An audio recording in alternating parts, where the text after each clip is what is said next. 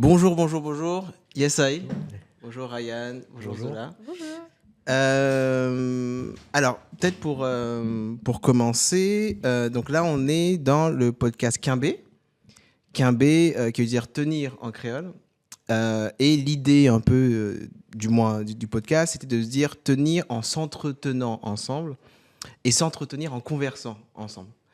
Et moi-même, étant que critique d'art et commissaire d'exposition, l'idée c'était que la conversation, c'était un peu le gros de ce que je faisais, c'est le gros de mon métier.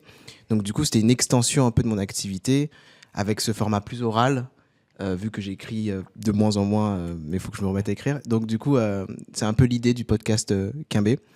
Merci. Merci d'avoir accepté l'invitation pour être avec nous, Merci à avec toi. moi aujourd'hui.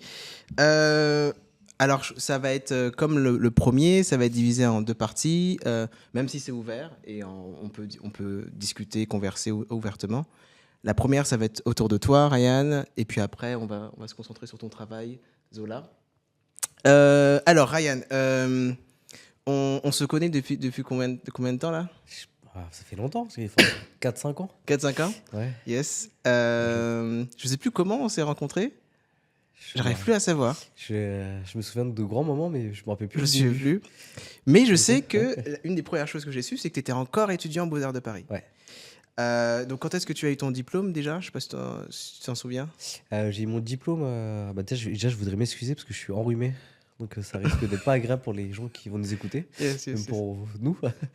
Et moi, j'ai eu mon diplôme aux Beaux-Arts de Paris. Enfin, moi, j'ai eu 2 diplômes parce que j'étais aux Beaux-Arts d'Angers avant de faire les Beaux-Arts de Paris. J'ai eu mon diplôme aux Beaux-Arts d'Angers, du coup, l'équivalent licence en 2015. Et les Beaux-Arts de Paris, je les ai eu, enfin, du coup, mon diplôme final, mon master, je l'ai eu en 2019. Ok. Donc, c'était il y a 5 ans, du coup. Et comment ça s'est passé? Parce que le dernier podcast, on avait Dimitri Milbrin qui nous a un peu parlé de son parcours aux Beaux-Arts de Paris. Toi, comment c'était? Le diplôme ou l'ensemble? Le parcours, ouais. Alors, je regrette pas du tout d'avoir fait ces études-là, j'en avais besoin. Mm. Ça a été très formateur pour moi. Mais ça a été très dur. Mm. Avec du recul, c'était un peu une espèce de bataille pour avoir le droit d'exister dans ces institutions-là, Mm. avec pas les bagages nécessaires au moment où j'en avais besoin. Donc ça, c'était assez dur aussi de pas les avoir. Ouais, ouais. Et bon, je pense qu'on peut dire les termes, mais beaucoup de racisme envers moi, que ce soit racisme de race ou de racisme social. Ouais, ouais. Je dirais aux Beaux-Arts d'Angers, c'était très racisme de race. Mhm. Et Beaux-Arts de Paris, c'était racisme social. Donc j'ai appris les deux en moins de 5 ans. Ah ouais, ok. Ça a été très formateur. Ouais, ouais, ouais. Du coup, mais voilà, c'était une formation dont j'avais besoin et je suis très content d'avoir Ouais. fini. Ouais. Et je me rappelle que une des premières choses qu'on avait fait ensemble, et c'était avec Auria justement, c'était on avait fait un événement à la galerie d'Olivia Maël Breuler qui du coup a fermé depuis. C'était à Malle Galerie. Ouais. Et on avait fait un événement autour, après BLM, donc Black Lives Matter, autour de George Floyd. Et c'était un événement autour de la question raciale dans les milieux de l'art contemporain dans lesquels on travaille. Et je me rappelle, on t'avait invité, il y avait d'autres personnes. Ouais. Et on a parlé un peu de ça, et on a parlé de cette expérience en école d'art aussi. Ouais. Et c'est là où j'ai appris à quel point c'était compliqué pour les artistes racisés dans les écoles d'art françaises, mais aussi ailleurs. Donc, tu as aussi participé à la Biennale de Sharjah en 2017, Ouais. c'est ça, aux Émirats Arabes Unis. Donc, est-ce Ouais, que tu peux Liban, ouais. en parler C'était dans le cadre d'une exposition où en fait, du coup, c'était 2 commissaires, Hicham Khalidi et Mohamed Bourouissa, qui m'avaient invité à l'époque à présenter mon premier film d'art que j'avais fait. C'était un film sur mon cousin, Ça s'appelait comment déjà? You Will Never Walk Alone, Ok. qui était un peu en hommage à lui et sa passion du football et FIFA. Mm. Donc là aussi, avec du recul, c'était génial. C'était beaucoup de paillettes dans les yeux. J'étais en 3e année aux Beaux-Arts. J'étais beaucoup trop jeune pour faire un événement comme ça, je pense. Mm. Mais j'ai kiffé. Et non, ça a été hyper formateur, même pour moi, qui suis d'origine algérienne de mes 2 parents. Parce que du coup, c'était au Liban, Ouais, à Beyrouth. Et ça m'a fait énormément de bien de voir une autre forme d'arabité. ok. Parce que moi, j'ai grandi avec. Pour moi, l'arabité, c'est le Maghreb, quoi. Ouais, ouais, ouais. Et ça m'a fait énormément bien d'en découvrir une autre, quoi. Donc voilà, ça a été très formateur. Et Même la en termes récep- d'identité. La réception, parce que je crois qu'on avait parlé Ouais. de ça un peu. C'est justement, quelle a été la réception un peu de ton film? En fait, c'était très rigolo parce que c'est là où c'est super intéressant, enfin, pour un artiste de voyager, de confronter son œuvre à d'autres pays, quoi, d'autres personnes de pays. En gros, ce qui s'est passé, c'est que moi, dès que j'ai fait ce film-là, pour moi, c'était vraiment littéralement un film sur mon cousin qui parle de sa passion du foot, quoi. Et en fait, directement, enfin, les retours qu'on me faisait en France, c'était c'est des retours sociologiques, quoi. D'un homme arabe qui parle de foot, banlieusard.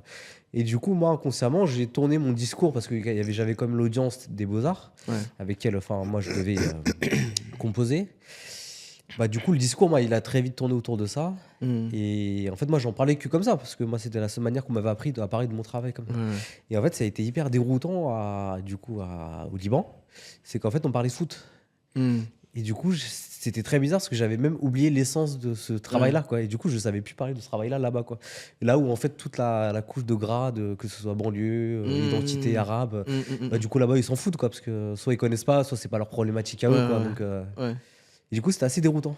Et ça a été aussi un peu formateur pour toi, justement, pour casser un peu le monde dans lequel tu étais dans les Beaux-Arts de Paris, la représentation française, la République, etc., universaliste. Est-ce que le fait de sortir un peu de ça, ça t'a... Mais totalement, enfin, même pour moi, enfin, au-delà de ça, c'était pas notre construction identitaire.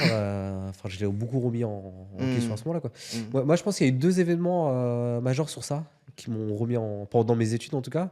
C'était mon voyage d'études en Chine, à Pékin, où j'étais aux Beaux-Arts de là-bas, et cette biennale de Sharjah, quoi. Et en Chine, j'ai vraiment, du coup, on était des internationaux dans cette école-là. Et ouais, j'ai vu vraiment ce que c'était avoir un comportement de néocolon. Il y avait beaucoup de Français là-bas qui avaient des comportements mais tellement hardcore et racistes avec les Chinois de là-bas. Enfin, c'était. Tu te souviens où c'était? Quelle ville? C'était Pékin, c'était Beijing, du coup. Beijing. Après, donc du coup, Biennale de Sharjah en 2007. Alors, il y a plein de trucs, mais bon, on va sauter de roche en roche. 2021, le Croissant de Feu. Donc, référence à Malcolm X, mais bon, voilà. Et donc, c'était une exposition. Donc, du coup, à la galerie Édouard Manet à Gennevilliers. Donc, exposition que j'avais vue. Donc, toi, t'es né à Gennevilliers. Donc, pour toi, c'était important de faire l'exposition là-bas. Est-ce que tu peux me raconter un peu comment ça s'est passé et un peu qu'est-ce que tu as exposé là-bas? Bah ça c'est mais je pense que c'est cool d'en parler à ce moment-là parce que c'était vraiment l'expo d'après les Beaux-Arts, quoi.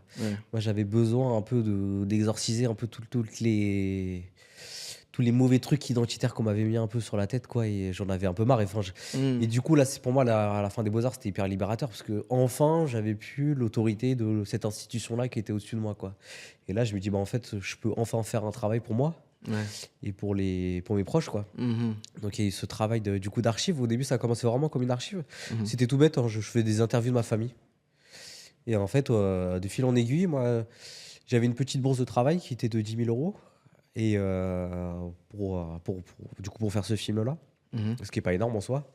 Et en fait du coup le cousin de You Will Never Walk Alone, Samir Metadjar, en fait très tôt je savais que je voulais faire un film avec lui.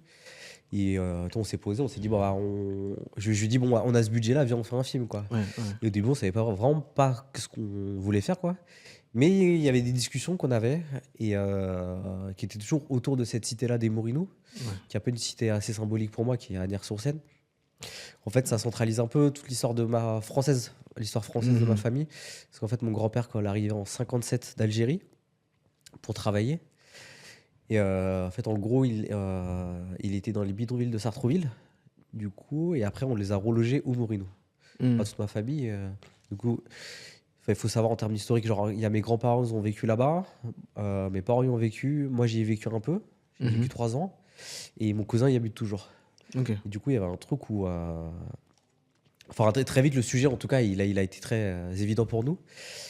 Et après, en fait, l'autre sujet, ça a été la gentrification. Où, en fait, moi, je suis arrivé un peu avec mes gros sabots et j'ai commencé à dire, c'est trop bien les travaux qu'ils font en ce moment au Mourinhoux. Ça change de quand on était petit, quoi. Et lui, très tôt, il m'a dit, en fait, non, c'est vraiment la pire chose qui puisse nous arriver, nous, les autochtones de ce quartier-là, quoi. Donc, ça a vraiment été le point de départ de ce film, enfin, de cette trilogie de films, Le Croissant de Feu, quoi. Et est-ce que tu peux me parler du lien avec Malcolm X par rapport au titre? C'est plutôt un lien théorique, en fait. Parce que, en fait, j'ai trouvé le titre avant de faire les films, déjà. Et généralement, le titre arrive après. Et en fait, dès que je suis sorti des Beaux-Arts, j'étais vraiment très révolté contre le système raciste, discriminatoire que j'avais subi, quoi. Et en fait, j'ai commencé à redécouvrir parce qu'on a tous un peu découvert au lycée, au collège, Malcolm X, quoi. Et j'ai redécouvert les écrits, les paroles de Malcolm X, et ça m'a fait énormément de bien. Parce que moi, j'étais très en colère à ce moment-là. C'était la biographie? C'était la biographie, ça avait commencé par le film de Spike Lee. Ok, ouais. Avec Denzel. Ouais, c'est ça. Et en fait, de fil en aiguille, j'ai commencé à gratter un peu Ok. et essayer de comprendre qu'est-ce que ça voulait dire, en fait, quoi. Et il y avait un truc tout bête aussi, c'est qu'il est musulman et que moi je suis musulman et qu'il y avait une affinité qui nous liait, quoi. Et le retour à la Mecque, du coup, parce que Ouais, c'était c'est lié ça, à voilà, ça, en ouais. fait. Et, Le retour à la Mecque de Malcolm X. Et le croissant de feu, c'est ce moment-là. Parce que, en fait, il y a un truc où les Mourinous, en fait, c'est à la couronne de Paris. C'est vraiment très, très proche de Paris. Et il y a vraiment un truc où moi, ça me fascinait quand on était petit, mais en fait, personne n'allait à Paris. Ouais. Paris, c'était comme faire un voyage, quoi. Tu Ouais, allais, t'avais une mission là-bas, t'allais acheter ton jean à Zara et tu revenais vite, quoi. Ouais. Et tu restais pas. Et là-bas, c'est le territoire où on se sentait mal. Et Je me rappelle aussi de ça. Nous, on allait à Châtelet. Et le fait déjà d'aller à Châtelet, c'était c'était un truc de une dinguerie. C'était une dinguerie. Mais on allait, comme tu dis, tu vois, on allait là-bas. Mais comme tu dis, on a l'impression que c'était l'événement, quoi. Ouais, Et même, ouais. je me rappelle, même quand on était jeune, ma mère a dit, ouais, fais attention et tout. Oui, Tu vois, genre, parce qu'on était petits, tu vois. Et c'était là où il y avait toutes les marques et tout, tu vois, surtout hip-hop. Mais ouais. Et moi, du coup, j'ai passé ce truc-là parce que j'ai fait mes études à Paris, quoi. Et en fait, je me suis demandé, est-ce que c'est pas cette frontière qui me repoussait depuis l'enfance qui m'a poussé un peu à me rapprocher un peu de ces institutions qui sont bourgeoises, quoi, et, parisiennes. Et du coup, le dialogue, il a été super intéressant avec Samir parce que Samir, lui, en fait, il a pas vraiment passé ce cap-là d'aller à Paris, quoi. Et lui, il a toujours travaillé dans cette zone-là du 92. Et en fait, vraiment, ça a été une grosse confrontation. Et il y avait le truc, en fait, de Malcolm X où, moi, la période que je trouve le plus intéressant, et qui m'a poussé un peu à faire ce projet-là, c'était le moment où, en fait, il rentre de la Mecque, en fait, il se fait virer des Black Muslims parce qu'il est trop bon, en fait, pour eux, quoi. Enfin, pour le mouvement, quoi. Et surtout, il devient critique aussi par rapport à Ouais, ça. c'est ça, quoi. Ouais. Ouais. Et oui, c'est Il Jammeh, Oui. Oui, c'est ça. Ouais. Il commence à être critique de ça. Et en fait, il va à la Mecque et il écrit une lettre trop belle à sa femme. Et il dit, en fait, j'ai enfin découvert la paix, quoi. En fait, de lire cette lettre que je conseille vraiment à tout le monde de lire, ça m'a fait énormément de bien, quoi. Et du coup, le croissant de feu, ça vient du coup à la suite de ce voyage-là. En fait, il essaie de rentrer aux États-Unis, il peut plus, parce qu'il lui bloque le visa. Et il se retrouve en France, il donne une interview à un journal communiste français, où il dit qu'en gros, la suite de sa théorie, ça va être qu'il va créer un mouvement qui va s'appeler Muslim Mosque Inc. Et dedans, il y aura une publication qui va s'appeler Le Croissant de Feu, dans le but de tout brûler. Voilà, je trouvais ça hyper beau, ce mélange de vouloir tout brûler et d'avoir trouvé sa paix intérieure, quoi. Ouais. Et c'était un peu ce qui résumait mon état à ce moment-là, quoi. Ok. Voilà. Ça me fait penser, je sais pas pourquoi, mais la prochaine fois, Le Feu de Baldwin, parce que quand je t'avais invité, il y avait ce livre-là, enfin, je lisais en même temps ce bouquin-là, et il y avait une amie à moi qui avait pris la photo du livre, mais bon. Juste après, encore une fois, on saute. Donc ça, c'était 2021. Ouais. 2023, magasins généraux, après le soleil. Exposition du coup. Après l'éclipse. Après l'éclipse. C'est ça, ouais. Voilà, mais je vais te dire pourquoi. Je vais te dire pourquoi. Après, on va parler, mais tu as remarqué quand même que tu as 2 projets où il y a écrit après quelque chose. Ouais, c'est vrai. Ouais. Et après l'éclipse. Ouais. Et alors, c'était une exposition qui a eu lieu au Magasin Généraux, du coup à Pantin, curatée par Anna Labouze et Kémy Seni. Et donc, il y avait plusieurs artistes, dont toi. Ouais.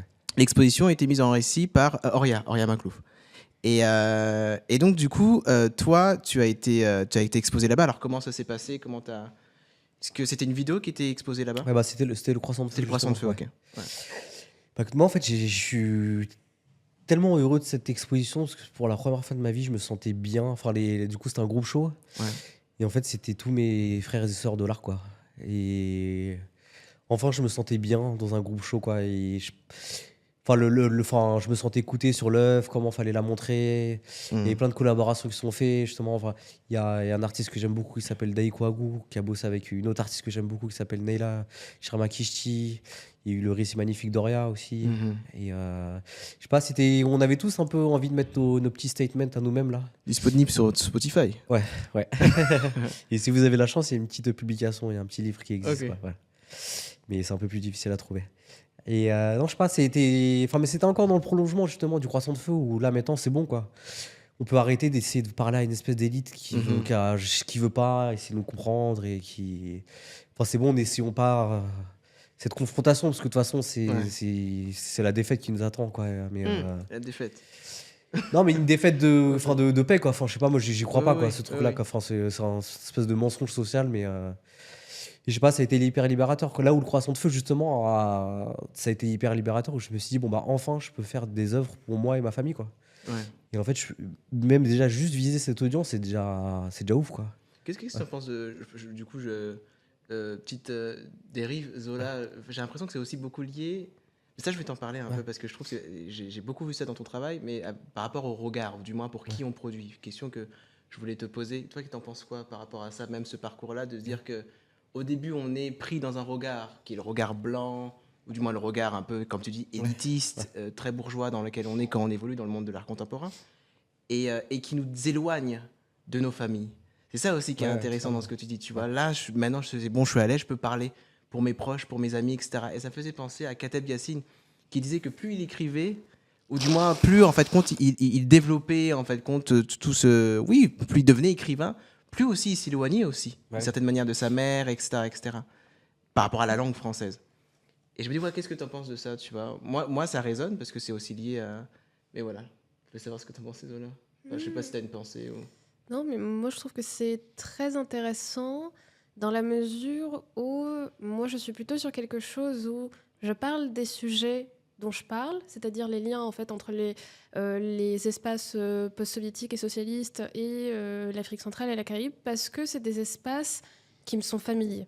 Et notamment parce que c'est des espaces qui sont liés à mon histoire familiale. Et c'est vrai que je me serais très peu vue avoir une parole sur quelque chose qui ne m'était pas familier.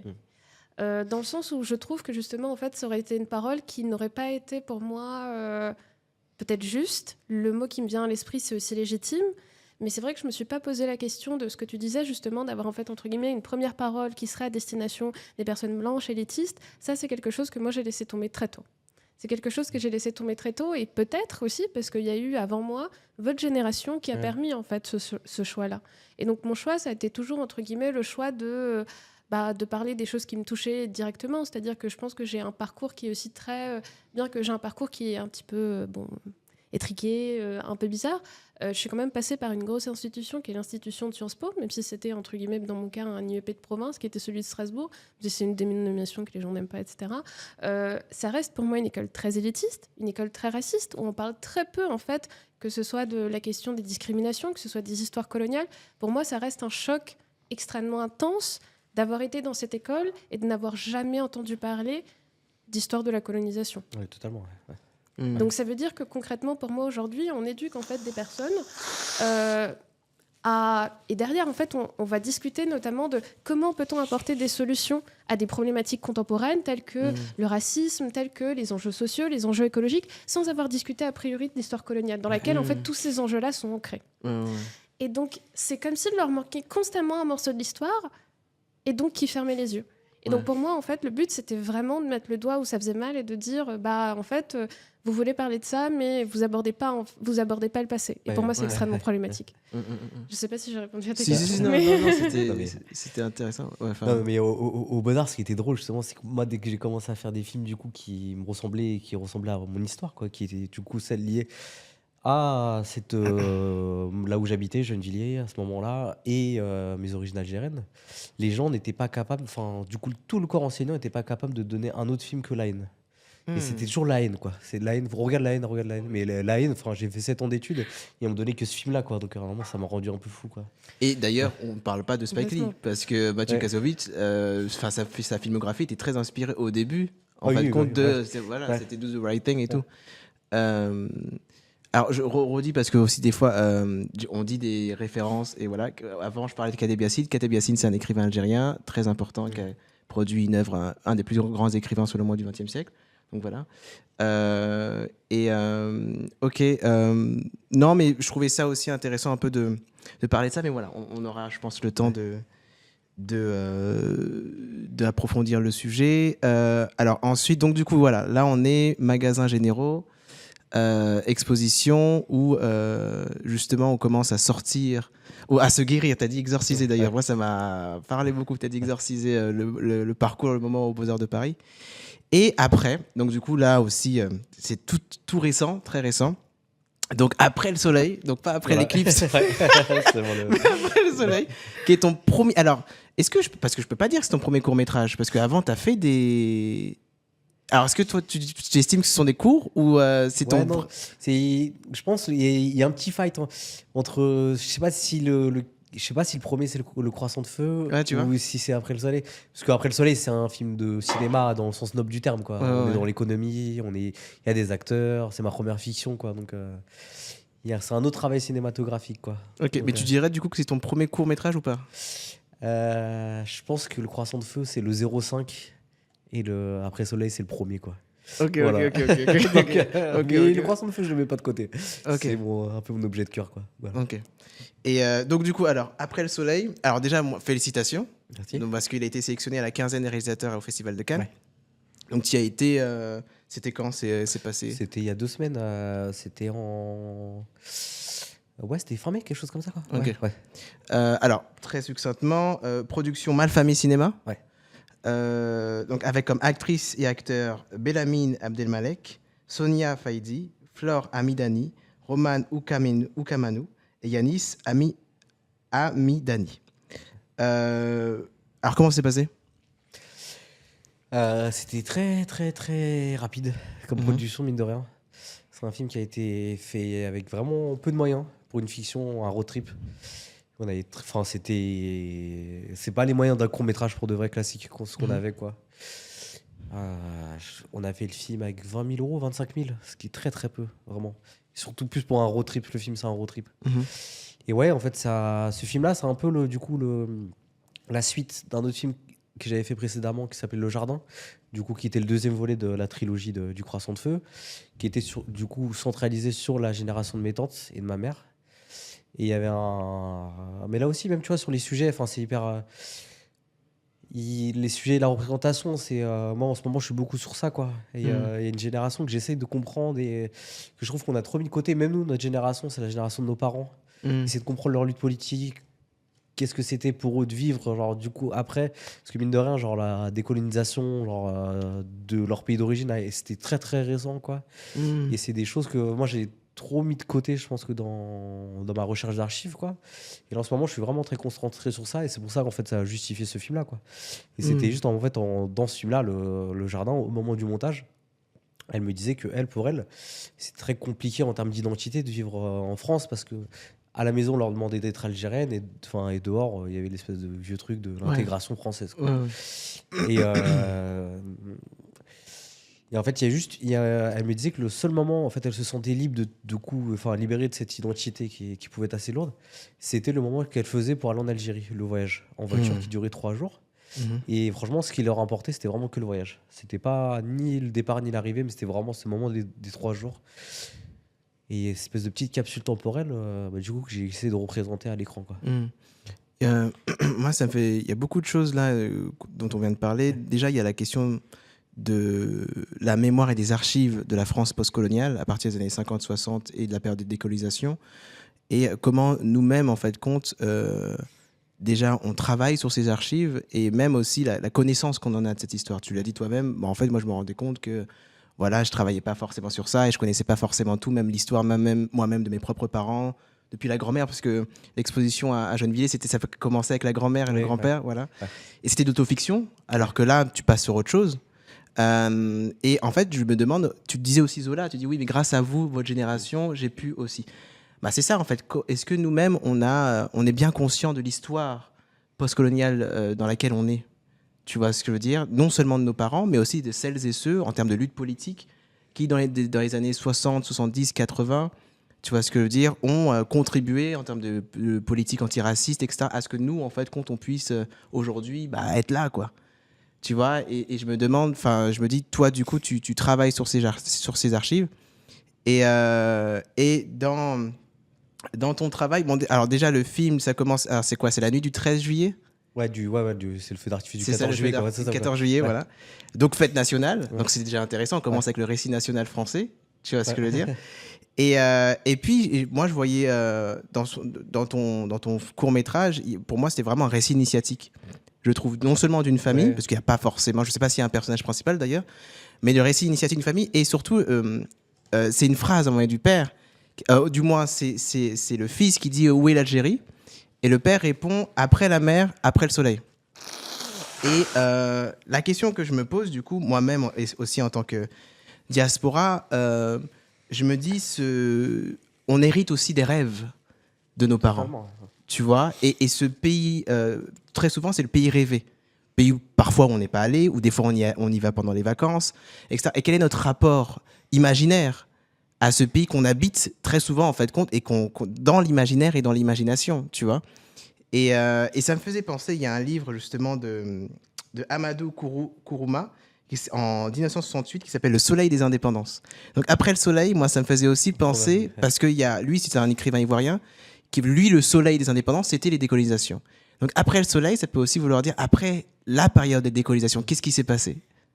Et je me suis demandé, est-ce que c'est pas cette famille justement aussi après le soleil? Et je sais pas comment toi tu vois un peu le titre un peu après le soleil. J'ai l'impression qu'il y a une sorte d'attente.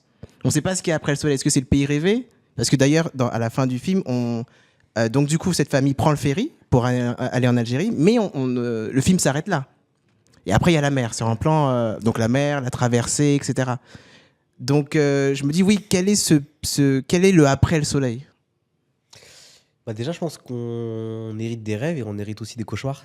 Mhm. Et ça, c'est super important parce que je pense que cette famille, elle représente ça en fait, quoi. Elle représente cette espèce de moment où en fait le papa, enfin le papa et la maman qui est très silencieuse dans le film, mais qui justement, c'est un silence qui est très appuyé pour. Enfin, je voulais ce personnage-là qui soit très mystérieux et qu'on essaie de voir un peu au-delà, genre la parole, quoi. Enfin, là où il y a des personnes qui sont très bavards, quoi.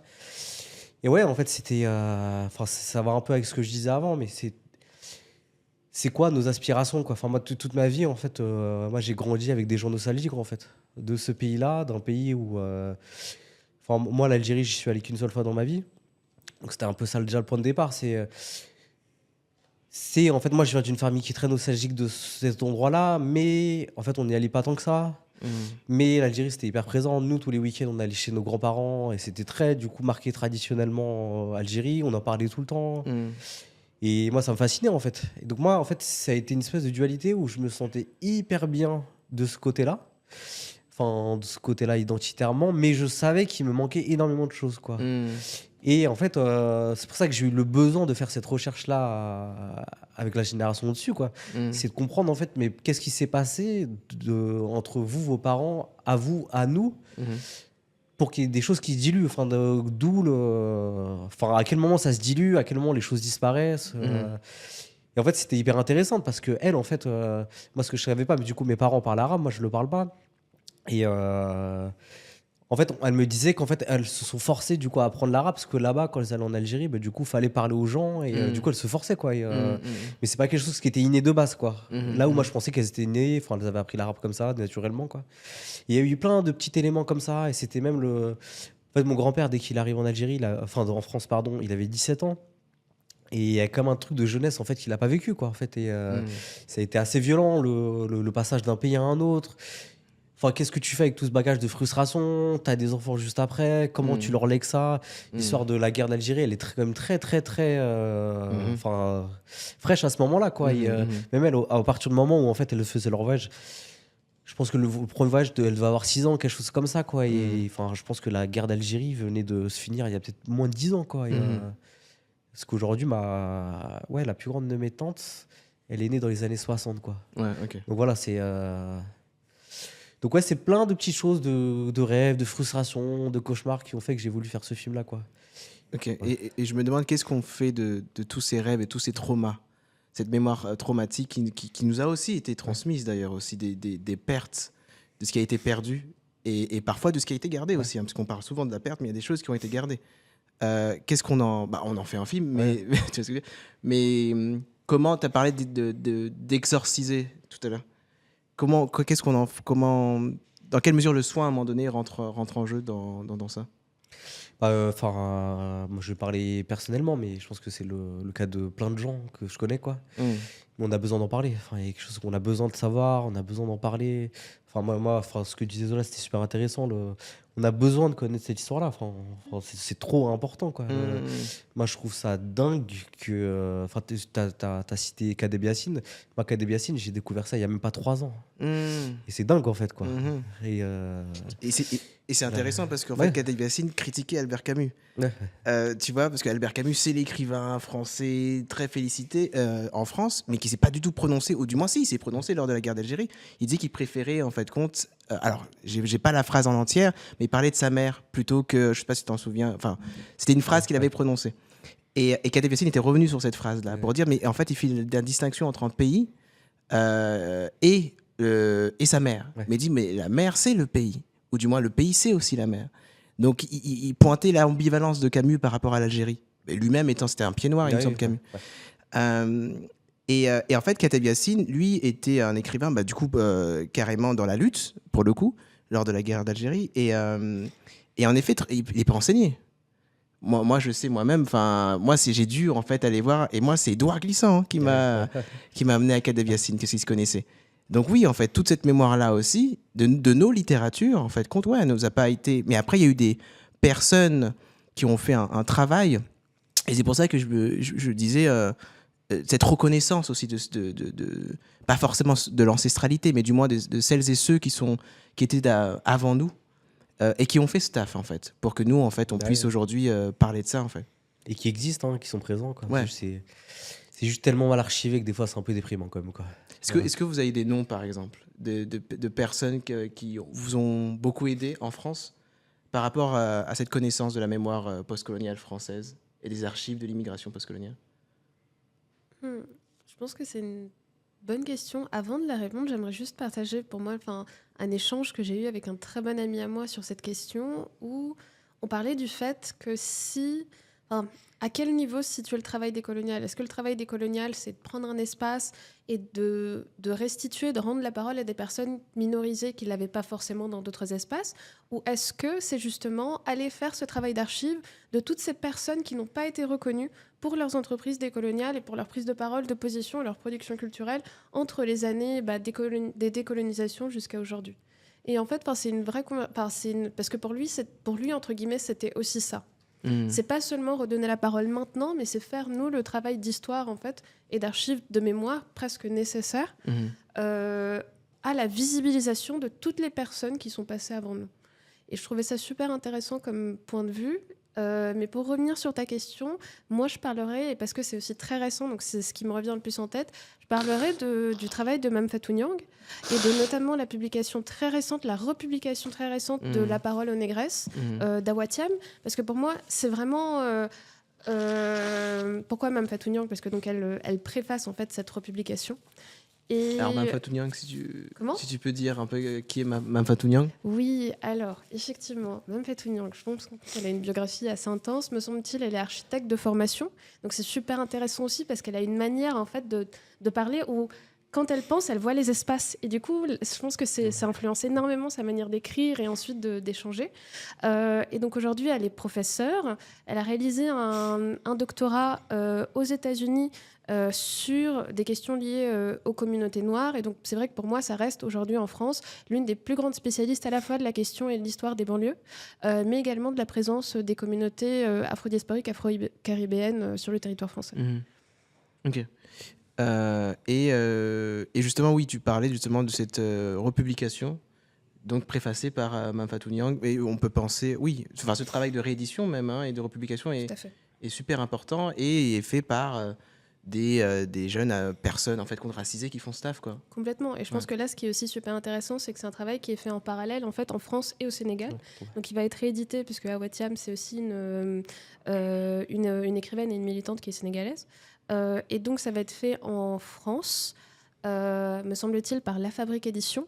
C'est un travail d'édition aussi qui a été assuré par Abigail, qui travaille actuellement à la Fondation Cartier et qui est en fait notamment une personne racisée. Donc je pense que c'est aussi important de le notifier parce que c'est...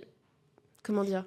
Je pense que c'est une équipe qui a porté ce projet-là, qui est très forte parce qu'il a fallu le sortir. C'est un ouvrage en fait qui circule en PDF depuis très longtemps, mais qui est extrêmement cher et difficile à acquérir. Et ce, alors que c'est un des très grands ouvrages de la littérature féministe, francophone, africaine, afrodescendante. Est-ce que tu peux en parler, succinctement un peu de l'ouvrage ? En gros, de quoi le sujet Donc, l'ouvrage, en fait, c'est, ce sont en fait des témoignages et des échanges qu'Awatiam va retranscrire de femmes qui sont issues de son entourage, de ses communautés.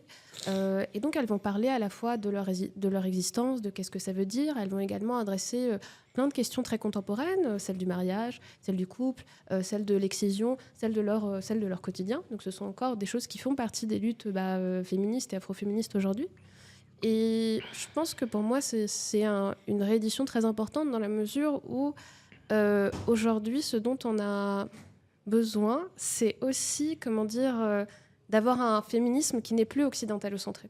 Et ce qui nous permet à la fois en fait, de pointer du doigt quelles ont été les failles de la gauche, du féminisme européen et du féminisme en fin de compte blanc où nous les femmes racisées on n'a pas été prises en compte, mais un féminisme qui ne prend pas seulement en compte les femmes racisées mais également tout ce qui est minorité de genre et minorité sexuelle. Donc ça nous permet d'en pointer les défaillances et peut-être de reprendre la réflexion sur quelque chose de plus collectif.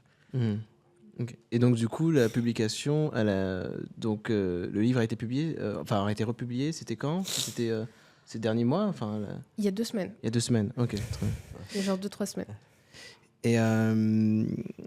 Et donc du coup, parce que j'avais aussi une dernière question par rapport au film Après le soleil. Encore une fois, après l'éclipse, après le soleil. Et en fait, j'ai remarqué. Alors ça fait un certain temps que je suis ton travail, Ryan. Et la question des remerciements et dédicaces est extrêmement importante dans ton travail. Je sais pas si on en a déjà parlé, mais les remerciements prennent souvent 1 page, 2 pages chez toi, et les dédicaces prennent 1 page, 2 pages chez toi. Si bien que je me suis demandé, est-ce que le remerciement et la dédicace en soi veut dire quelque chose pour toi, et aussi par rapport aussi à toute une histoire. Le fait que tu l'as dit tout à l'heure, maintenant, en fait, quand je peux parler à mes proches et à ma famille, etc., etc. Et donc, j'ai l'impression que tout ce que tu fais, c'est toujours adressé très spécifiquement à des personnes. Tu vois, ça peut être ta famille, tes proches, des personnes que tu aimes. Donc, ça m'a fait penser à la question de l'amour et de l'amitié. Et je me suis dit, dans quelle mesure l'amour et l'amitié motivent ton travail ? C'est une très jolie question. Non, mais en fait, moi, je pars du principe que l'auteur ultime tout seul n'existe pas. Et qu'en fait, j'en ai un peu marre de cette idée-là, espèce d'auteur égocentrique qui pense être le génie du milieu, quoi. Et en fait, moi, mes films ne se font pas tout seuls. Et c'était fait avec c'est l'essence même du cinéma, quoi. On est accompagné par des gens, on est accompagné par l'esprit, on est accompagné par une histoire, on porte des choses, on porte des responsabilités. Faire des films comme ça, c'est aussi avoir une responsabilité vis-à-vis d'une histoire qui est racontée par les personnes qui ont accepté de me la raconter. Donc c'est très important pour moi qu'en fait les personnes se sentent représentées et que dès qu'on arrive à ce moment-là de la projection, que ce soit une fête, quoi, et qu'on célèbre tous ensemble. Et la question des crédits, ça peut me rendre fou, hein. Du coup, juste pour donner un exemple, là sur le film, j'ai pris un retard de 2 jours sur les crédits parce que je voulais trouver une belle phrase pour dédicacer ma femme dedans. Donc, et je trouvais pas la bonne tournure. Donc il y a la personne qui faisait les crédits qui m'engueulait un petit peu derrière. Donc on prenait du retard sur le film, quoi. Du coup, donc c'est quand même très important, quoi. Et je veux que les gens qui soient présents et cette part-là aussi ils ont participé au film, quoi. Et dans les crédits, au plus brave des peuples, justement, au peuple les plus graves. Non, c'était quoi ? La phrase. Au peuple le plus brave, les Palestiniens. Voilà, les Palestiniens. Ça, tu l'as mis aussi. C'est ça, quoi. Non, il fallait que je trouve un mot pour les Palestiniens. Mhm. J'ai décidé de le mettre à la fin. Voilà. Et justement, tu disais, parce que par rapport aux remerciements et aux dédicaces, il y a aussi une culture de dédicaces. Par exemple, je sais pas, dans la culture du hip-hop, le big up, tu vois. Et je me suis dit, est-ce que justement ça voulait dire quelque chose, tu vois, cette idée de casser cette forme d'individualisme qu'il peut y avoir dans l'artiste, dans la conception bourgeoise et occidentale de l'artiste, et dans quelle mesure nous, en fait, compte, par rapport à d'autres histoires, à d'autres archives, on a un rapport beaucoup plus collectif à ce qu'on fait, à la production. Quand on monte avec plusieurs, on monte pas tout seul, tu vois. Oui. Mais ça, je le ressens beaucoup dans ton travail, tu vois. Et je me disais même, c'est un genre en soi, en fait, avec toi, le remerciement. Non, mais c'est vrai, en fait, tu vois. J'ai l'impression que c'est un genre en soi. Et je trouve ça fort parce que ça pose la question de l'amour dans ce qu'on fait. Tu vois, qui a pas beaucoup de place sur la question des... Enfin, je sais pas, mais par exemple, en rapport aux luttes politiques, dans quelle mesure l'amour, parfois, est une chose, est un affect qui nous mobilise et qui nous permet, en fait, compte de mobiliser plusieurs personnes et de nous motive. Et à mes yeux, tu vois, après, bon, sur le plan poétique, parce que je trouve qu'il y a une vraie charge poétique dans ton film, je crois que cette charge poétique, elle est quand même rattachée quand même à l'idée de l'amour, de l'amitié. C'est toujours là, je trouve. Parce que déjà, j'ai énormément d'amour pour les sujets que je filme, quoi. Mhm. Et ces histoires-là, quoi. Et vraiment, la question de la responsabilité de ces histoires-là, moi, c'est quelque chose qui est très, très, très important, quoi. Je me pose la question, avant de faire valider une ligne d'un scénario, ça prend vraiment beaucoup de temps, quoi. Et même là, ça a beau être une fiction, quand même, ma famille, derrière, ils repassaient 4 fois, quoi. Ah oui. Sur est-ce que vous vous sentez bien? Est-ce que je peux mettre ça? Mhm. Même sur les rapports entre frères et sœurs ou entre parents, est-ce que là on n'est pas trop grave? Est-ce que là on n'est pas trop dans le stéréotype? Comment vous le vivez? En fait, je trouve qu'on nous a trop volé nos histoires. En fait, à un moment, il faut vraiment qu'on se remette au centre de l'histoire. Et ouais, la question du collectif, elle rentre là. C'est qu'en fait, on est plus fort ensemble, quoi. Enfin, ça, juste ça, c'est factuel, en fait, quoi. Et en plus, il y a une éthique aussi, toi-même, en tant que réalisateur, tu vois, dans la mesure où casser en fait tout ce rapport en fait compte de capture justement de l'autre dans le regard cinématographique, dans un certain regard, et justement de se dire par rapport à l'éthique de la personne filmée en fait, tu vois, de faire un travail d'aller-retour par rapport à son avis, etc., etc. Est-ce que tu contractualisais avec toutes les personnes, enfin comment tu travaillais avec les personnes avec qui que tu filmais, etc. Comment ça se passait? Sur les films d'avant, je le faisais pas forcément, mais c'était des accords oraux, quoi. Mais en fait, ça dépend des personnes. Genre, je leur propose toujours de faire un droit à l'image, et c'est vraiment eux, c'est elles les personnes qui décident, quoi. Ok. Voilà, quoi. En tout cas, moi, tu m'as montré, tu m'as envoyé le lien, j'ai eu la chance de voir le... Je sais pas si Zola, je t'enverrai le... Elle peut. Et non, moi, ça m'a touché parce que, encore une fois, moi, je trouve qu'il y a une vraie charge poétique dans ton travail. Et ça, c'est quelque chose qu'on va... Moi, j'ai pas beaucoup... Bon, Auria, elle l'a vu. Mais il n'y a pas beaucoup de personnes, je trouve, dans ce que je vois, qui voient cette charge poétique. Et ça, souvent, on l'omet. Tu vois ce que je veux dire? Et au contraire, je trouve qu'il y a une politique, en fait, de cette poétique, de cette charge poétique. Parce qu'elle nous permet aussi encore une fois, après le soleil, je me disais... oui, en effet, c'est comme s'il y a une attente, mais presque une sorte de rêve en attente de. Après, à nous de savoir en attente de quoi, quel est ce rêve qu'on attend, nous, diaspora, tu vois ce que je veux dire? Mais voilà, en tout cas, je te passerai, ou Ryan te passera le lien, voilà, il y a un lien. Si je peux, je pense que c'est important peut-être de rappeler qui est Auria, parce que vous la mentionnez nommément, mais je me dis que quand on l'entend de manière extérieure, on ne sait pas forcément. Elle est là, ouais. Auria, si tu veux dire, Ryan, qui est Auria? Auréa, c'est la femme la plus douée de cet univers, qui est aussi ma femme, qui est une super critique d'art, qui est commissaire d'exposition aussi, qui travaille actuellement au Palais de Tokyo. Et voilà, c'est la femme avec qui je partage ma vie, qui m'aide énormément sur tous mes projets. Ça aussi, la part poétique du film, de mes films en général, et pour beaucoup, grâce à cette personne. Voilà. C'était intéressant parce que justement, je savais pas, parce que je trouve que c'est... Tu vois, par exemple, on va pas forcément tout le temps, par rapport à un artiste, lui faire part lui dire oui, en quoi, je sais pas, l'amour, en fait, compte motive ou vous a donné envie de... Tu vois ce que je veux dire? Mais tu vois, je me dis, ça se voit dans ton travail. C'est ça que je veux dire. C'est ouais, encore ouais. si ça ne se voyait pas. Mais ça se voit, c'est là en fait. Et ça fait partie de ta création, tu vois. Et donc du coup, ce qui est beau, c'est de se dire, et c'est ça quand je parle de charge poétique, c'est cette relation, cette relationnalité, en gros, dans ton taf, le fait qu'il y a toujours d'autres personnes qui sont là et qui sont toujours présents, même de manière un peu spectrale. Même s'ils ne sont pas à l'image, ils sont présents quelque part. Et justement, la présence de Auria, justement, commissaire d'exposition et critique d'art, bah, en fait, elle a beaucoup écrit sur toi, Ouais. elle t'accompagne sur ton film, etc. etc. Et donc, du coup, ça casse même l'idée du... Enfin, après, peut-être je vais loin, hein, mais l'idée du sujet. Tu vois ce que je veux dire? Dans la mesure où, là, il est pas question de seulement moi et moi seul. Et donc, cette image très, encore une fois, je sais pas, dans la tradition occidentale, très blanche, je sais pas, très masculine, etc. Tu vois, ou par rapport à cette idée très patriarcale de dire ce sujet-là qui se possède.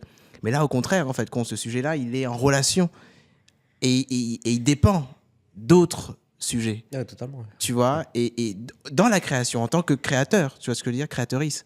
Et ça, je trouve que c'est... Quand on y réfléchit, ça bouscule aussi l'idée de la créatrice.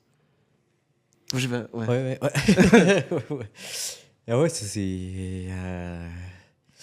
bah, c'est une manière de travailler. Je pense que c'est. Enfin, je sais que j'ai des potes qui travaillent pas forcément comme ça, mais je pense que c'est. Enfin, on doit le faire. On doit un peu même décoloniser ces termes-là, Mhm. qu'ils ont été trop longtemps figés, quoi. Et je pense que le cinéma aussi doit faire ce travail-là, quoi. Et ouais, enfin, c'est toujours lié aussi à l'archive, quoi. Comment c'est des sujets, comment ces sujets-là sont filmés, comment on les raconte. Et je trouve que c'est super important que c'est bon, quoi. On mette ça à la poubelle, quoi. Donc, Ah oui, c'est... et qu'on se réunisse tous ensemble et qu'on fasse des récits communs, quoi. Parce que Yes. on a tout le talent, que ce soit artistique, formel ou Mhm. ce qu'on veut, quoi, pour le faire, quoi. De la plus belle des manières, quoi. Et c'est un beau message. Ça. Voilà. Ouais. Ouais. Non, ouais, carrément. Et bah, big up à Auria, du coup. Bah, vu qu'elle est Gros big up. Gros Ouais. big up. Ouais. Zola. Oui.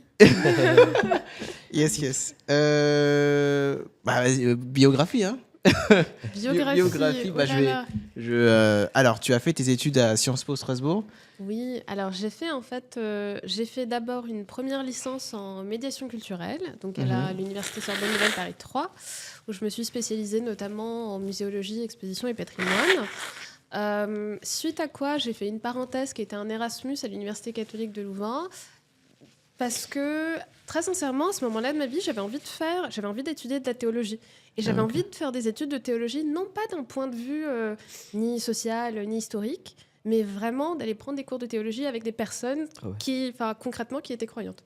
Ok. Donc à ce moment-là, j'avais cette envie-là.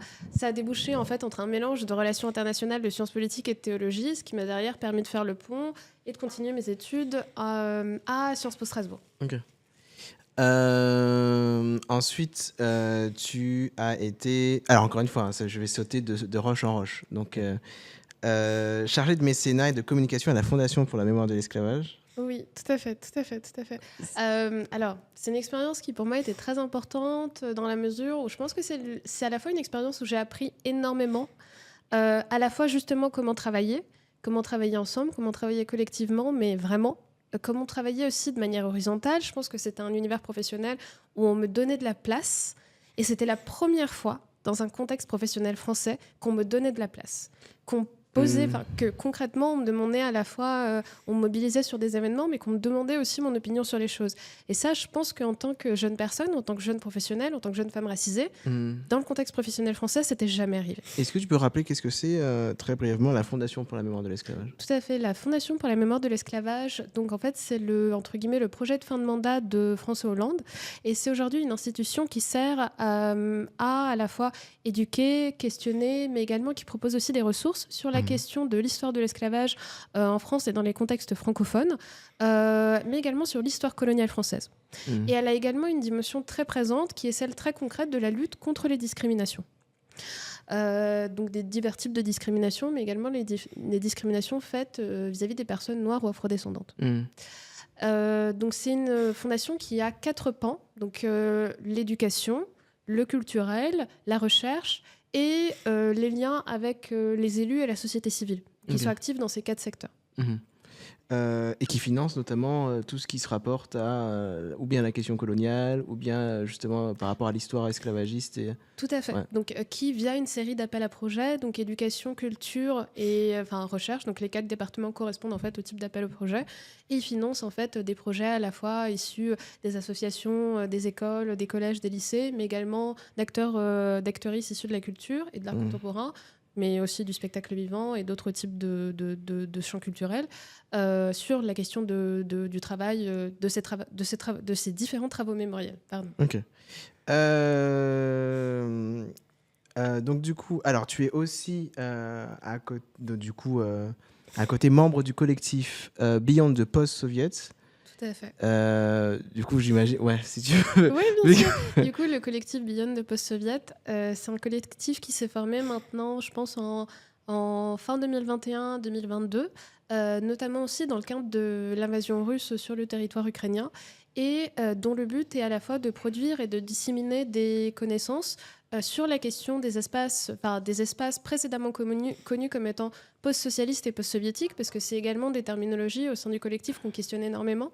Il faut savoir que la terminologie de post-soviétique qu'on utilise énormément en France, c'est une terminologie qui pose problème dans ces espaces-là, dans la mesure où elle est perçue comme étant très coloniale.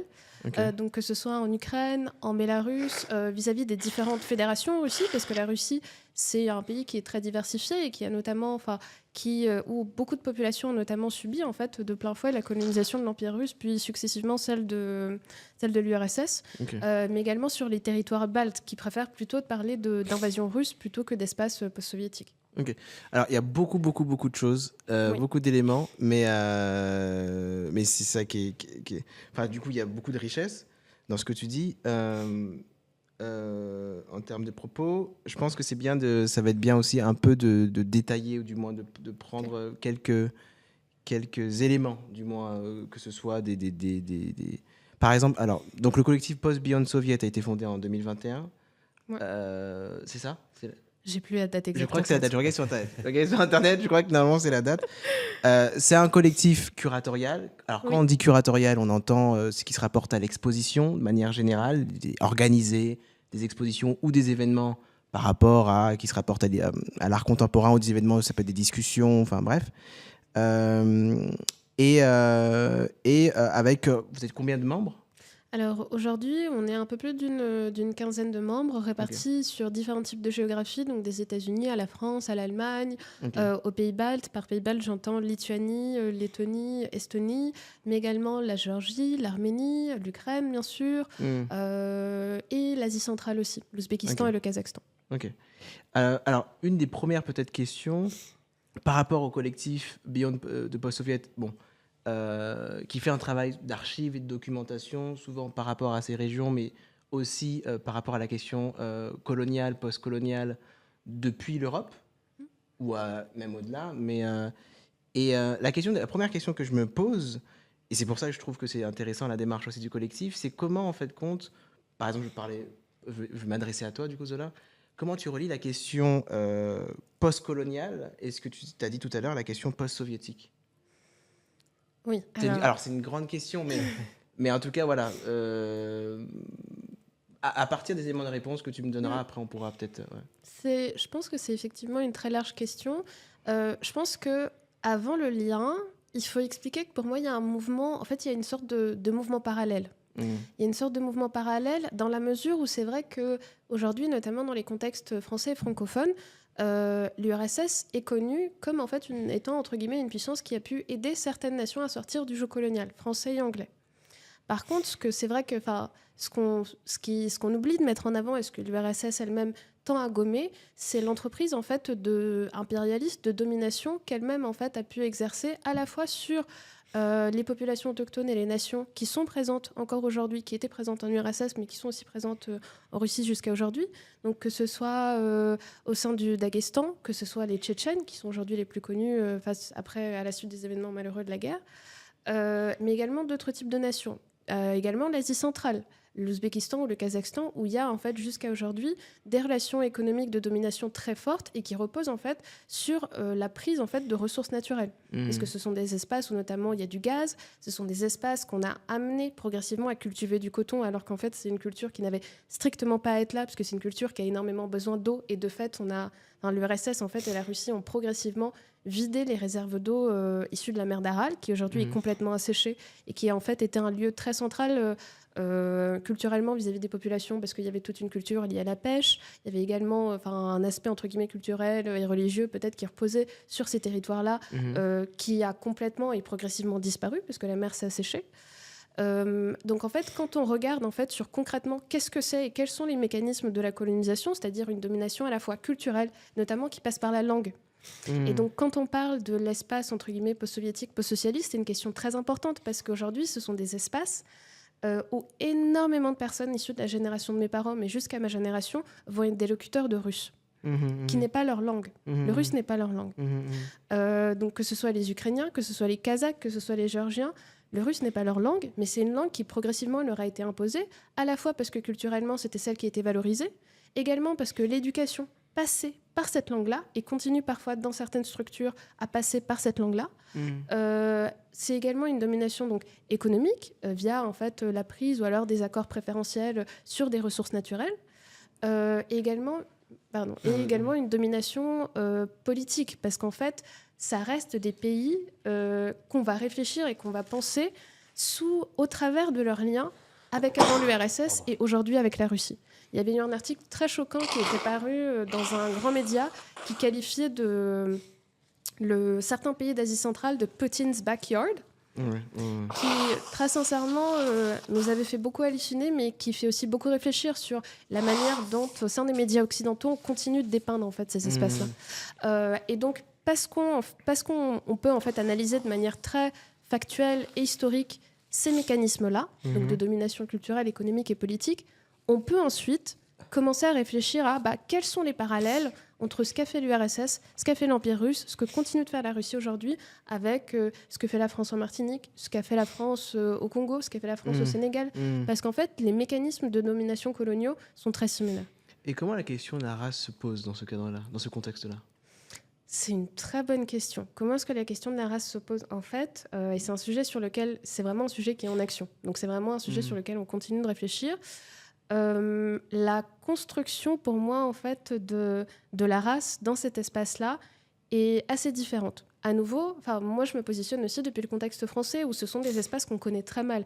Et on l'a vu, en fait, lorsque l'invasion russe sur le territoire ukrainien a commencé, que ce sont des espaces qu'on connaissait très mal.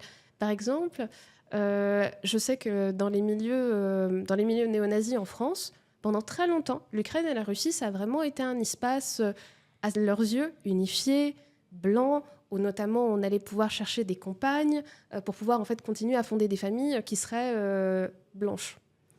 Moi, ce sont des espaces que je ne conçois absolument pas comme blancs.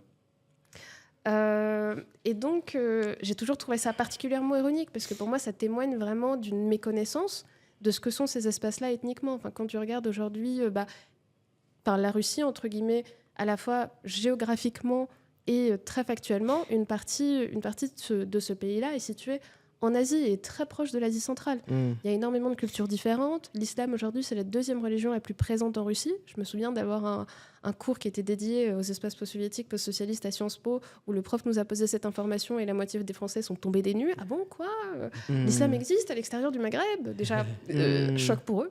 Ce qui, pour moi, est très problématique quand on fait des études de relations internationales. Mais bon. Et...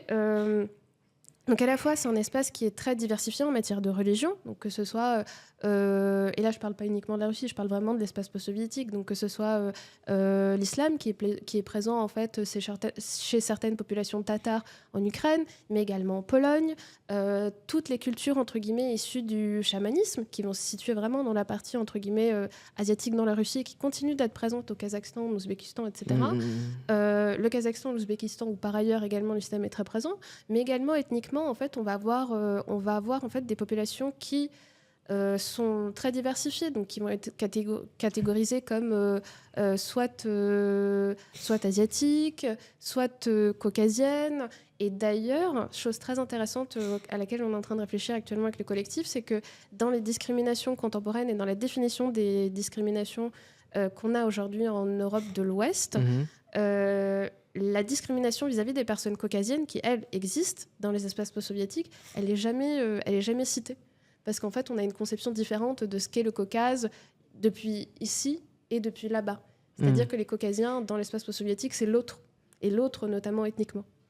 Mais justement, peut-être pour reformuler la question, c'était plutôt comment la question de la race est-elle pensée en tant qu'outil de domination coloniale Et comment la question de la race a-t-elle accompagné en fait Parce que si la question coloniale et la domination coloniale est pensée et mobilisée dans ce contexte-là, en général, quand on pose la question coloniale et la question de la race, c'est comment la race, à un moment donné, a été une sorte de justification, de légitimation en fait, contre du pouvoir colonial dans ces territoires. Donc du coup, je pose la question du coup par rapport au territoire dont on parle là, post-soviétique. Comment la race a-t-elle été utilisée comme outil de domination? Comment la race a-t-elle... Très bien, très bien. Je vais avoir besoin d'un temps. Oui, ouais, peut-être là on rentre... Ouais. Enfin, c'est en t'écoutant en fait, je me suis dit... alors, peut-être que... Bon, ça c'est une question peut-être que je peux... on va faire comme dans les podcasts, les gens qui veulent répondre à cette question peuvent écrire des commentaires plus tard. Mais en tout cas, c'est une question ouverte, voilà. Mais en tout cas, c'est par rapport aussi à tout un champ d'études, parce qu'en réalité, on parle là d'un champ d'études qui parle de la question postcoloniale depuis les espaces soviétiques. Et donc, dans ce champ d'études, qui est extrêmement large, extrêmement vaste, ça fait partie des questions, je suppose, qui sont mobilisés. Moi, je ne connais mal ce champ d'études-là. Je connais plus le champ d'études des études postcoloniales par rapport au Sud global, ce qu'on entend par le Sud global, et surtout par rapport aux espaces afro-diasporiques, pour le coup. Mais du coup, voilà, c'était comme ça. C'était la question que je me posais, justement. Et peut-être pour revenir à une autre question, ou un autre élément, tu as aussi fait partie de... Alors, j'essaye de retrouver... J'ai peut-être un premier élément de réponse qui serait en fait là un élément de réponse historique sur comment est-ce que pour moi, au travers en fait, du 18e et du 19e siècle, en Europe, partout, espace post-soviétique compris, on va construire la question de la race. Et notamment, ce qui va se passer dans l'Empire russe, donc ce que j'appelle par l'Empire russe, c'est également la Russie, mais ça englobe à l'époque les pays baltes, une partie de la Pologne et une partie de l'Ukraine actuelle. Concrètement, la construction de la race va se faire en fait non pas autour de la, peut-être pas autour de la blanchité, mais autour en fait de l'identité slave, qui déjà pour moi est une identité très compliquée parce que c'est un groupement qu'on a fabriqué au travers de plein de choses, des Vikings, des populations finno-ouïghouriennes qui se trouvaient déjà sur place et qui là sont des populations qui vont être un peu plus, qui ont d'ailleurs été complètement dépossédées de leurs terres et qui sont en fait les populations autochtones très liées en fait à des populations samis qui eux, évoluent dans les contextes scandinaves. Mais là, je m'en mêle les pinceaux. Ce que je veux dire concrètement, c'est que c'est une identité qui a été conçue sur le fait d'être slave et sur le fait d'être orthodoxe. Et pourquoi est-ce que j'ai aussi beaucoup cité la question religieuse ? Parce qu'en fait, dans l'Empire russe, il va y avoir tout un set de lois qui va viser en fait progressivement à exclure les autres, et les autres à ce moment-là, qui sont notamment les populations juives. Et en fait, c'est sur cette population-là que va se construire aussi beaucoup l'histoire de l'altérité. Et à partir de ces premiers éléments-là, c'est beaucoup plus, entre guillemets, facile de voir comment est-ce que progressivement, dans les espaces que l'Empire russe va envahir, que ce soit l'Asie centrale ou d'autres types d'espaces, ils vont, en fait, parce qu'ils ont pu réussir à construire cette altérité sur le fait que nous, on est orthodoxes et slaves, et vous êtes ni orthodoxe ni slave, on va pouvoir vous exclure de l'humanité sur cette base-là. Et donc ça va toucher notamment les populations d'Asie centrale, mais également les populations du Caucase et toutes les populations autochtones qui vivaient sur les territoires entre guillemets de la Russie actuelle et qui y vivent toujours, mais sous la domination politique de la Russie. Ok. Et j'ai l'impression, chose qui est encore plus complexifiée lorsqu'on essaye aussi de faire l'histoire de la situation en fait qu'ont des personnes par exemple afro-descendantes qui vivent en Europe de l'Est ou ailleurs, ce que je veux dire, dans les espaces post-soviétiques. C'est-à-dire que la question de la race se complexifie encore plus par rapport à une autre exclusion, tu vois, par rapport à ces personnes-là. Et en plus, elle se complexifie d'autant plus que pendant la période de décolonisation, il y a eu un troisième bloc, notamment avec l'espace du RSS à l'époque, etc. Donc, du coup, ça fait que ça complexifie beaucoup, en fait, à la fois une histoire qu'il y a eu entre les espaces communistes et soviétiques et les espaces afro-diasporiques, même aux Antilles. Hein. On peut prendre Cuba pendant la pendant Cuba, justement. Et du coup, en fait, les Caraïbes, en fait, je sais que par exemple les groupes indépendantistes ont été en relation avec ce qui se passait à Cuba, et donc il y avait le communisme qui n'était pas très très très loin en tout cas. Mais bon, bref, là on se perd. Mais je voulais aussi parler de ton expérience et c'est pour poser une autre question, au European Lab. Oui, d'accord, je vois ce que tu veux dire. L'événement sur lequel j'ai travaillé, la Gaieté Lyrique. C'est ça. Ok, très bien. Donc, c'est une expérience qui effectivement est très intéressante parce que j'ai été invitée donc en hiver 2023, en novembre, à intervenir à la Gaieté Lyrique dans le cadre d'un événement qui avait été notamment co-créé avec European Lab et un journal qui s'appelle Are We Europe. Donc, Are We Europe, c'est une publication en fait qui traite notamment de ce que c'est que les limites de l'Europe aujourd'hui et que moi je trouve très intéressante, notamment parce qu'il y a quelques années, ça a été la première grosse... Enfin, au début, ils ont démarré online. Maintenant, ils ont aussi un magazine papier, me semble-t-il. Il y a quelques années, ils ont envoyé en fait un groupe de journalistes en Martinique pour explorer notamment les histoires de domination économique et politique issues du contexte colonial français. Et ils ont fait un énorme dossier sur, concrètement, quelles sont les conditions économiques des habitants aujourd'hui, quelles sont les distinctions quelles sont les distinctions de propriété, à la fois, donc, entre guillemets, de propriété privée, mais également qui sont les propriétaires de commerce, quelles sont les distinctions économiques entre personnes noires, personnes blanches sur l'île, etc.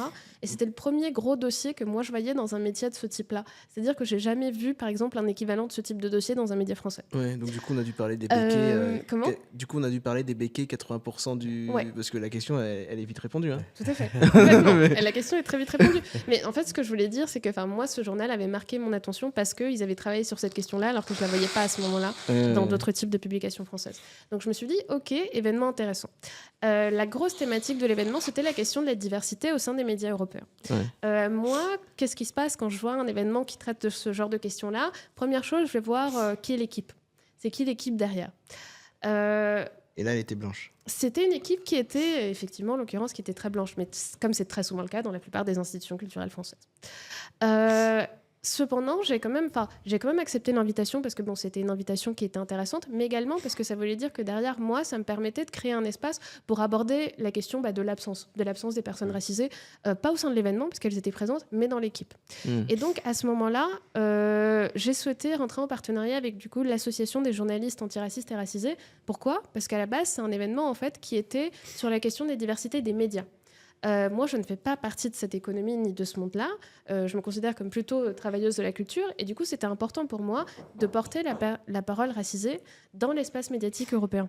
Et donc, j'ai choisi ce partenariat avec Iris parce que ça permettait à l'AJAR d'être représenté. Et ça permettait aussi à l'AJAR d'être identifié. Parce qu'en fait, un de mes chocs, c'était qu'ils avaient organisé cet événement-là et que côté France, il n'y avait aucune institution, association, etc., qui évoquait la question du racisme et de la diversité en France. Ce qui m'a énormément choquée. Et donc, pour très rapidement expliquer en grande ligne ce qu'on a souhaité faire dans le cadre de cet événement, ce qu'on a souhaité faire, c'est une lecture de texte et à la fin, une projection. Donc, une lecture de texte qui, justement, mettait en avant les liens qu'on pouvait faire entre les différents contextes postcoloniaux. Donc, on a lu une correspondance entre un journaliste ou un activiste palestinien avec des personnes issues des Premières Nations aux États-Unis. On a lu le texte d'une travailleuse de la culture ukrainienne, d'une poète congolaise, et le quatrième texte était celui d'une autrice kazakh qui s'appelle Dilda Ramazan et qui traite de qu'est-ce que ça veut dire être une personne et une travailleuse de la culture en Asie centrale aujourd'hui. Et suite à quoi on a projeté l'œuvre de Samir Lagoti-Rachwan, Kikina Diaspora, où notamment il évoque en fait la question de l'histoire coloniale, mais via cette fois-ci l'écologie et la question des plantes. Et comment est-ce que les plantes peuvent nous transmettre aussi cette mémoire-là. Ok. Là, je crois que là, on est un peu vers la fin. Il y a beaucoup d'éléments, mais c'est des sortes de fils de toute façon qu'il faut tirer. Mais je pense que c'est bien parce que déjà, c'est une première introduction pour celles et ceux qui ne connaissaient pas, non seulement le collectif, votre travail et toute cette question qui est très large et qui est une intrication, en fait, je pense, des mémoires coloniales et je dirais aussi des situations diasporiques, parce que je crois que c'est surtout ça. Là, c'est aussi une autre situation diasporique dont tu me parles, et tu n'as même pas encore parlé de ton histoire personnelle, mais ça c'est encore autre chose. Voilà, mais en tout cas, je crois que ce qui m'intéressait aussi pour nous, c'était de se dire comment on se pense depuis l'Europe. Parce que je crois que c'est ça, dans ton cas à toi, et dans le cas aussi du collectif Post Beyond, c'est aussi de dire comment l'Europe, et on le voit aujourd'hui, quels sont les récits majoritaires en fait, de l'Europe, et comment elle se voit. Et on le voit avec nos politiques qui sont extrêmement, où il y a une montée en fait contre des extrémismes, et de dire comment nous-mêmes, nous-mêmes Européens et Européennes, comment en fait on déconstruit et on neutralise et on déroute en fait contre ces récits en fait majoritaires européens, majoritairement blancs, ou même là tu l'as complexifié avec d'autres questions. Mais bon voilà, je crois que c'était ça que je voyais aussi dans nos travails respectifs, que ce soit avec ton travail large, hein, pas seulement ton film Après le soleil, mais ton travail depuis que tu as quitté, enfin même avant, depuis que tu as commencé à regarder du cinéma, à regarder des mangas, etc. Et toi, Zola, ce que tu fais en tant que travailleuse de l'art, mais aussi médiatrice culturelle, question que je voulais te poser, mais on aura le temps d'en parler plus tard, dans un autre cadre.